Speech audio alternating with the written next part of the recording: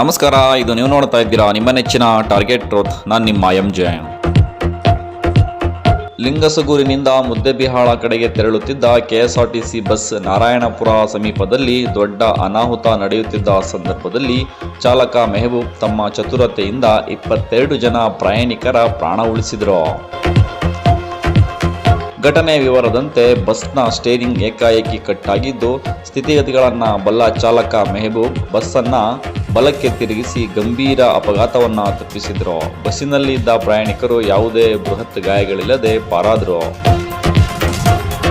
ಯಾವುದೇ ಪ್ರಾಣಹಾನಿಯಾಗದೆ ಪಾರಾದುದು ಅದೃಷ್ಟವೆಂದು ಪ್ರಯಾಣಿಕರು ತಿಳಿಸಿದ್ದಾರೆ. ಆದರೆ ಈ ಅಪಘಾತದಲ್ಲಿ ಕಂಡಕ್ಟರ್ ಶಂಕರ್ ಅವರ ಎಡಗಾಲಿಗೆ ಗಾಯ ಆಗಿದ್ದು, ಒಬ್ಬ ಹಿರಿಯ ವ್ಯಕ್ತಿಗೆ ಎಡಗಣ್ಣಿನ ಮೇಲ್ಭಾಗಕ್ಕೆ ಗಾಯವಾಗಿದೆ. ಈ ಕುರಿತು ನಾರಾಯಣಪುರ ಪೊಲೀಸ್ ಠಾಣೆಯಲ್ಲಿ ಮಾಹಿತಿ ಲಭ್ಯವಾಗಿದೆ. ವರದಿ ಅಮ್ಜದ್ ಖಾನ್, ಕಲಬುರಗಿ. ಇದು ಟಾರ್ಗೆಟ್ ಟ್ರೂತ್, ಸದಾ ನಿಮ್ಮೊಂದಿಗೆ. ನಮಸ್ಕಾರ.